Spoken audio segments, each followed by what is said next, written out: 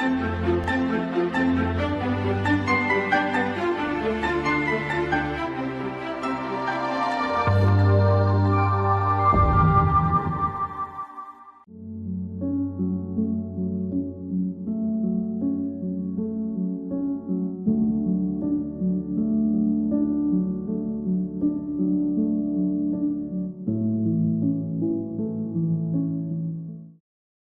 dear learners, welcome to application of social work methods in social milieu, and this is module 1 unit 7, under which we will be doing social work in disability, and in particularly this particular unit, that is unit 7, we will be discussing about problems of disabled people in our country.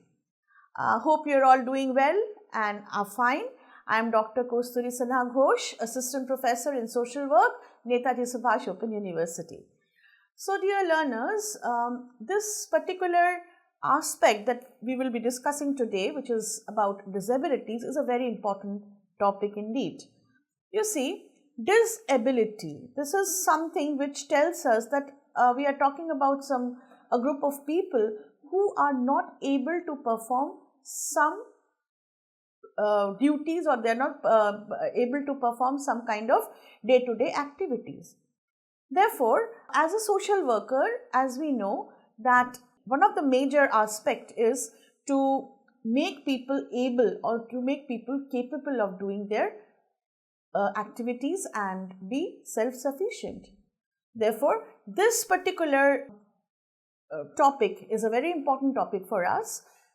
Well, to begin with, let us first understand what do we actually mean by the term disability. Disabilities is an umbrella term covering impairments, activity limitations and participation restrictions. It can be temporary as well as permanent. But what we are more concerned with is the disability which is of permanent nature. Well, disability which is permanent or long term or partial impairment, I mean all the disabilities are very vital and crucial, and it is very disturbing for each and every member of our society. Therefore, we have to do or chalk out some plans and work with work particularly with the people who are suffering from this problem with lot of empathy. Well, disability can be physical, nature can be sensory, mental, communicative, educational and even psychological.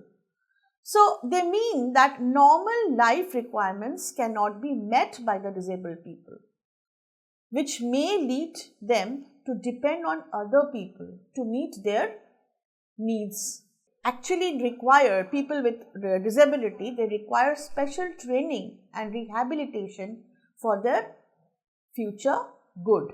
Ministry of Social Justice and Empowerment is responsible for the welfare of disabled people in our country. Now we will look into the statistical data which is available about the disabled people in India, and this will give us a complete information about the status of disabled people in our country.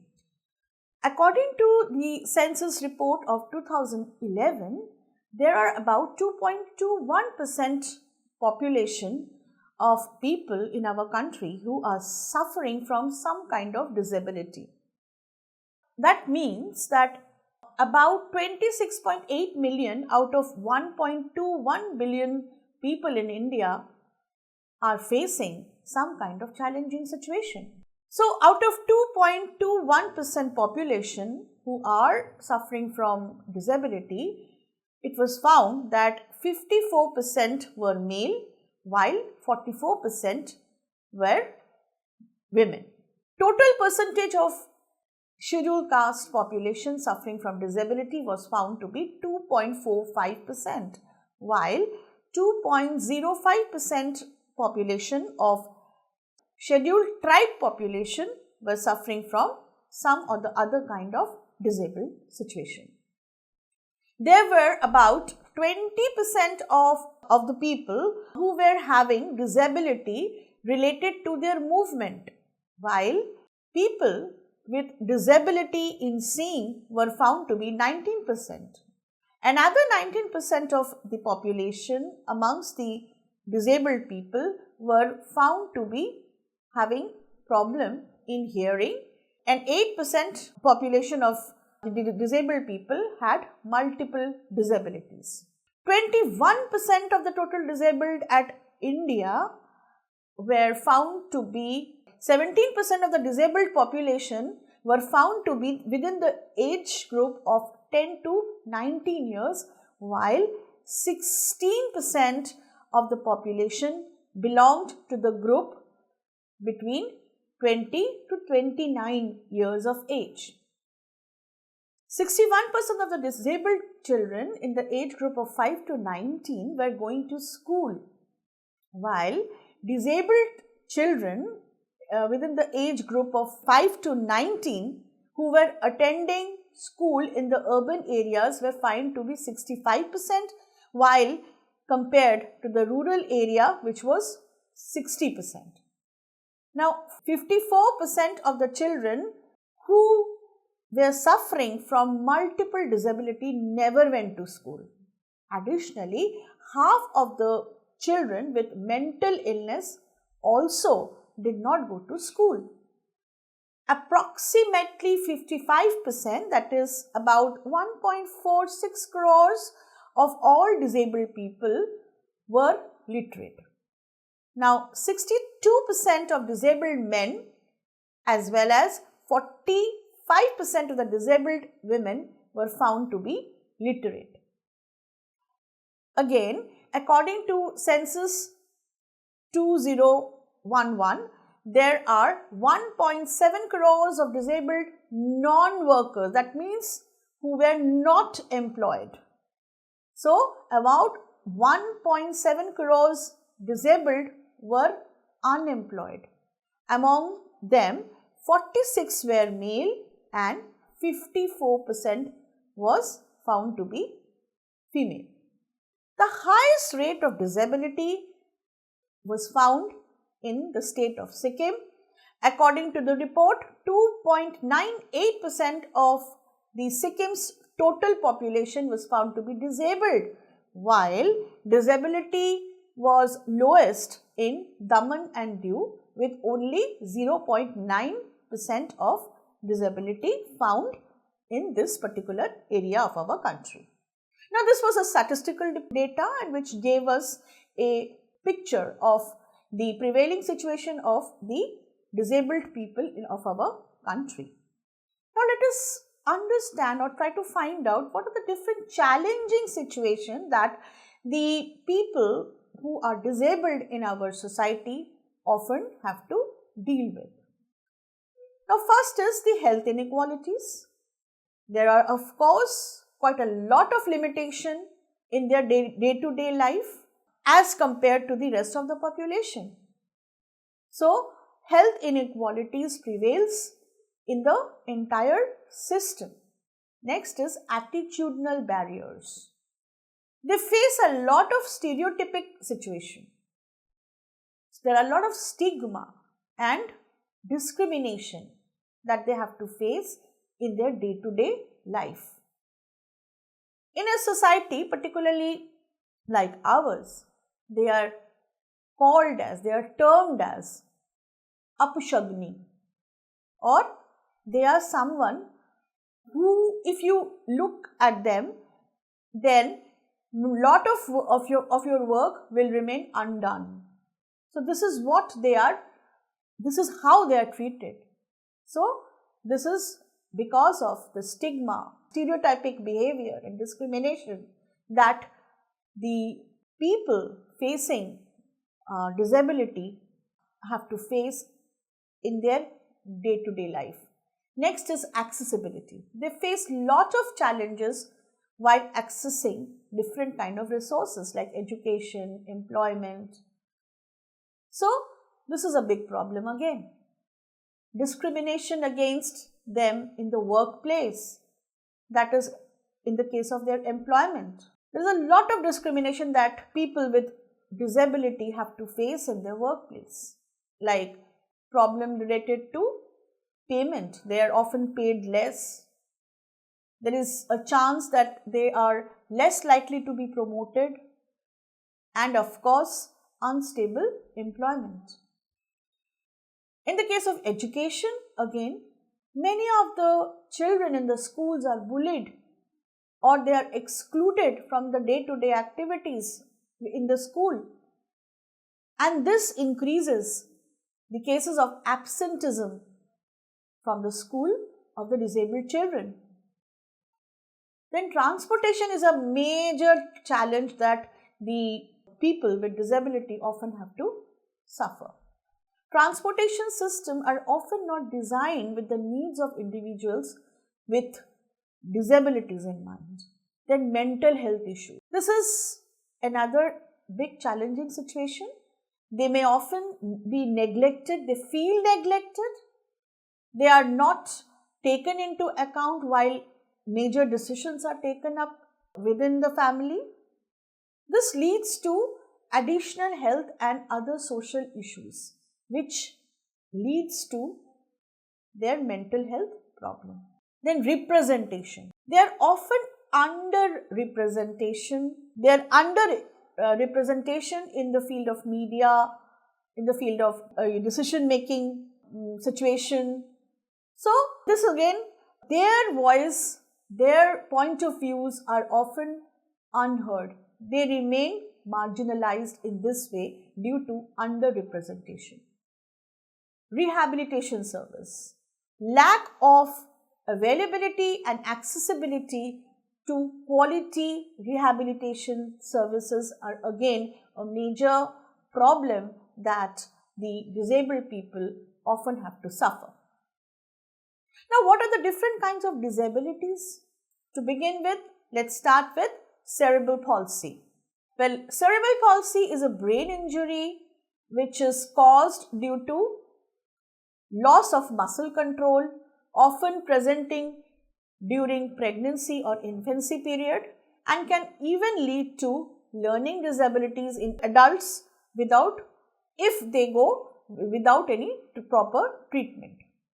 Next, muscular dystrophy.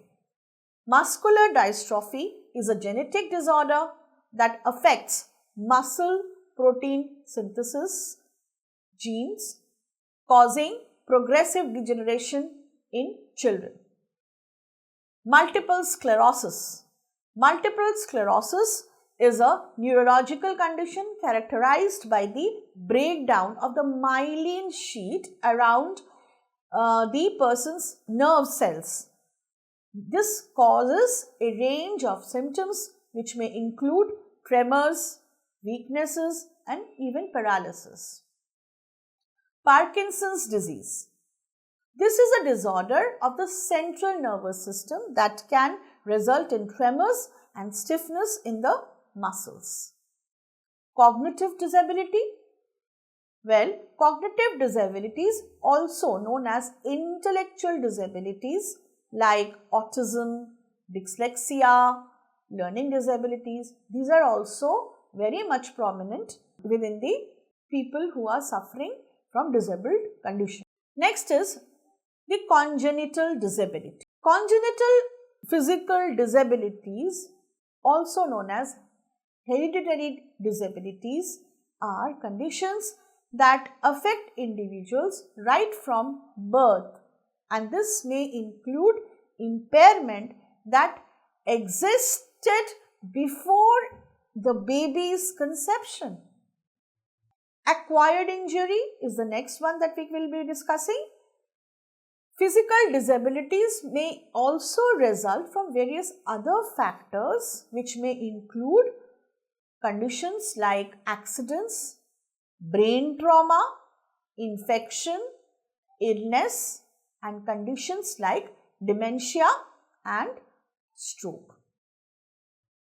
Now, what are the various schemes that are available for disabled people in our country? To begin with, Deen Dayal Disabled Rehabilitation Scheme. The very aim of this particular scheme is to create an enabling environment to ensure equal opportunity, equity, social justice and employment of persons with disability. Next, assistance to disabled persons for purchase, fitting of aids and appliances. ADIP. The aim of this scheme is preparing durable, sophisticated and scientifically manufactured modern standard aids and appliances to promote physical, social, psychological rehabilitation of the disabled people. Scheme for implementation of Persons with Disability Act 1995, that is ISIPDA, Scheme for Implementation of Persons with Disability Act. This provides financial support for undertaking various activities that are given in the PWD Act of 1995, that is Persons with Disability Act of 1995. So, all kind of financial benefits and assistance has to be extended to the disabled people under the Scheme for Implementation of Persons with Disability Act. National Fellowship for Students with Disability, RGMF. This particular scheme was launched during 2012 and 2013 to increase opportunities for students with disabilities for pursuing higher education. Therefore, students who are disabled and are interested in taking up their career can, in the higher stage, want to acquire higher education, can be benefited from this particular scheme of National Fellowship for Students with Disability. Pre-metric scholarship and post-metric scholarship for students with disability. Now, this particular scheme is another important scheme which is for the education of the disabled students, because this scheme provides financial assistance to the students with disability for studying in the pre-metric level, that is class 9 and class 10, and also in the post-metric level, that is from class 11 to 12. Therefore, these two schemes, that is National Fellowship for Students with Disability as well as pre-metric scholarship and post-metric scholarship for students, are the two very important schemes for promoting education for the disabled person. Next, another scheme which provides scholarship for higher education and particularly for education in abroad is National Overseas Scholarship for Students with Disabilities. So, as I discussed, this particular scheme provides financial assistance for the students with disabilities for pursuing studies in abroad. Scheme for awareness generation and publicity. This is a very important scheme because this particular scheme gives you an indication that we have to take up a inclusive approach. Therefore, this particular scheme creates an enabling environment for social inclusion of the persons with disabilities. Now, the people who are disabled cannot be left alone. They have to be included. They cannot be isolated from the developmental aspects. They have to be included in various development programs. For this, each and every member of the society must know that they are also the vital part of our community. Therefore, we have to create environment. This is the responsibility of each and every member of the society to create an environment so that we can include the people with disability in the developmental approach, in the developmental program. Therefore, all these schemes like Deen Dayal Disabled Rehabilitation Scheme, assistance to disabled persons for purchase, fitting of aids and appliances, scheme for implementation of persons with disability, then various schemes on education that we have discussed. They all give you an indication. There are so many initiatives from government. But the problem is, are we all aware of these schemes? Do the people with disability are aware of these schemes? The responsibility of social workers to make them know what they are entitled of. So, unless and until these schemes are availed by the disabled people, only then these schemes will be meaningful. Next, we come to a very important act for the persons with disability. This is the act known as Rights of Persons with Disabilities Act 2016. We already know that a legal measure for disability was already been taken in the year 1995 in the form of Persons with Disability Act. However, again, this act was amended and the new act is known as Rights of Persons with Disability Act 2016. And the previous act of PWD Act of 1995 only had 7 disabilities. However, the new act, the new law of 2016 expanded the legal definition of disability and it included 21 disabilities, which included blindness, low vision, leprosy cured, hearing impairment, locomotor disability, mental retardation, mental illness, and it also included the acid attack victims as locomotor disabilities.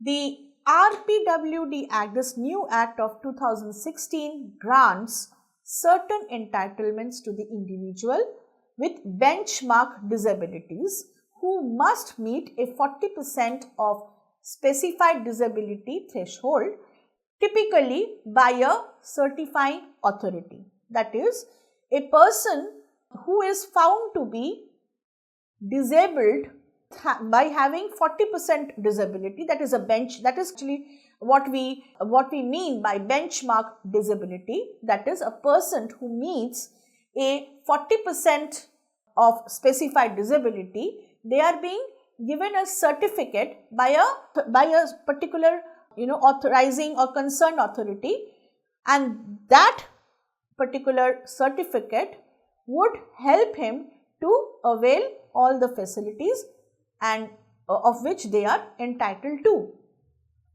Government funded educational institutions must make campuses accessible and provide necessary facilities for disabled individuals, aiming for full inclusion and detecting learning disabilities early to ensure their inclusion in the classroom.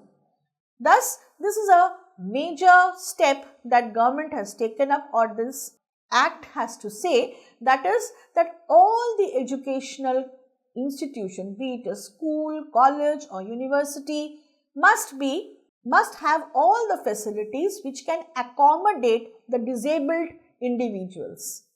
It must have all the facilities like ramps, special toilets, washrooms, restrooms, and only if we provide these facilities to the disabled individuals, only then we can think of a full inclusion. Again, it also says that early detection of disability is necessary, because only then we can ensure inclusion of the disabled people in the educational system. Now, the local government like panchayats and municipalities should also take some responsibility in this regard. they have to conduct survey every 5 years to identify the children who are suffering from disabilities. So this is also a very important step. The Act mandates hiring teachers with intellectual disabilities,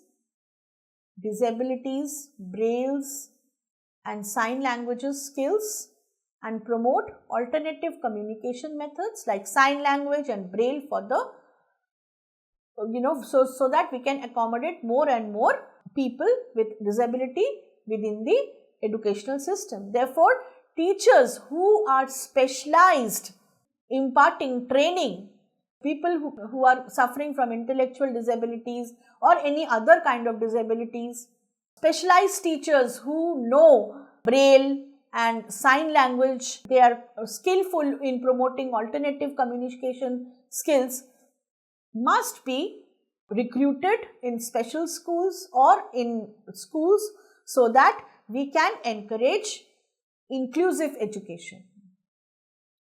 This particular act mandates 5% reservation of seats in government-run higher education institution for students with benchmark disability. I hope you remember what is benchmark disability.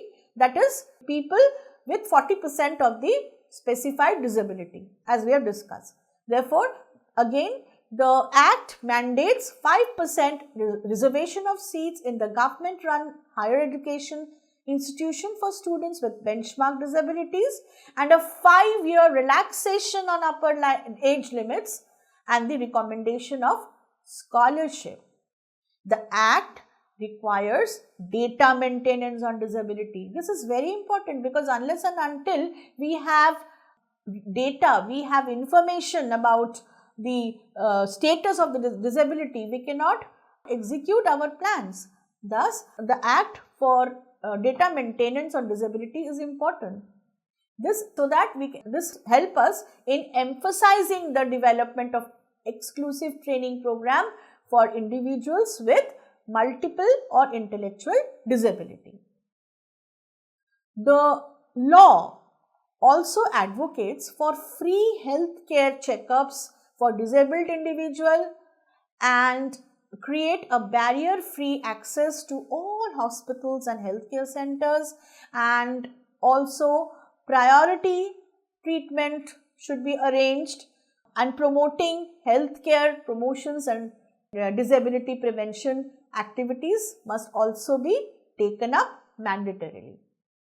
The law mandates non-discrimination in employment, requiring government offices to provide reasonable accommodation and a barrier-free environment for disabled employees without any kind of demotions removal.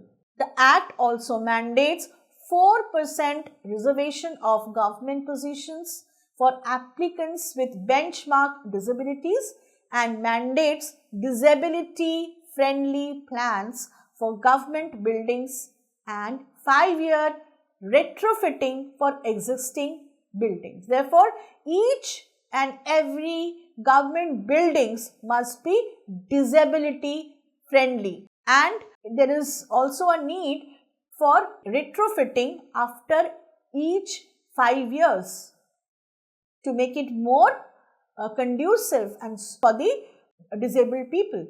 The Act prescribes that all public spaces, which include schools, government offices, primary healthcare centers, airports, everything, the public transportation, to be more accessible to these people.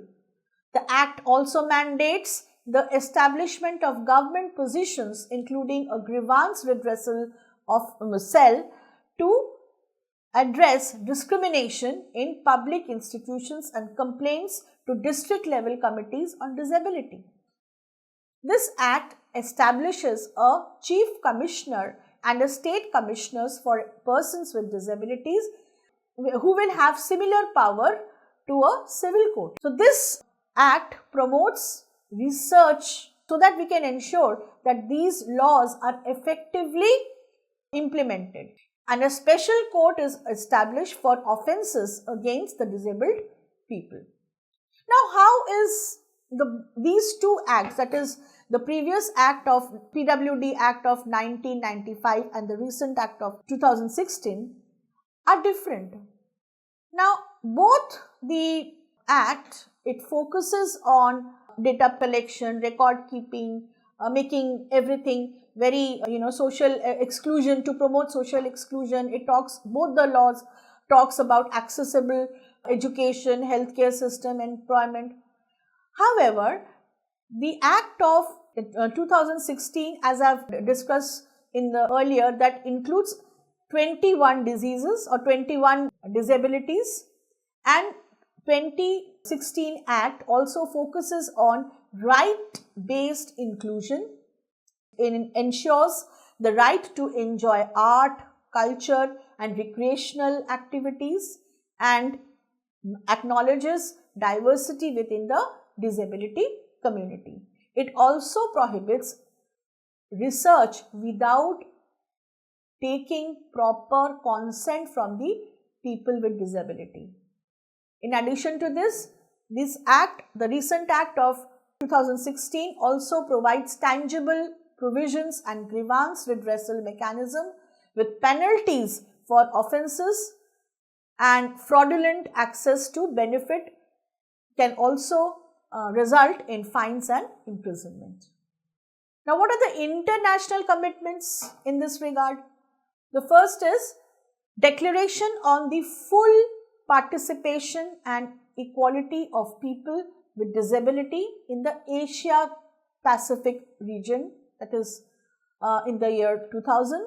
Again, BIVACO Millennium Framework of 2002, the BIVACO Plus 5 2007, UN Convention on the Rights of Persons with Disability 2008, the Ancient Strategy to Make the Right Real for Persons with Disabilities in Asia and Pacific 2012. So therefore, all these steps that has been taken up is basically for the social inclusion and protecting the rights of the people with disability, to make them participate and in each and every sphere of life. To conclude, we can say that we have to take up a community-based rehabilitation approach. Now, since 1970s, approach of community-based rehabilitation has been taken up, and which is also proved to be quite effective in addressing disability needs, especially in a country like ours. So it's a duty of each and every social workers to remove the barriers and invest in empowering the disabled people of our society by giving them and ensure that they all have access to health, rehabilitation and education. And of course, there is a urgent need to call for a more inclusive schemes and programs so that we can include each and every member of the society for the sake of social development. Let us take up some questions like what do you understand by the term disability? What are the causes of disability? What are the different types of disability? And what are the salient features of RPWD 2016 Act? Thank you.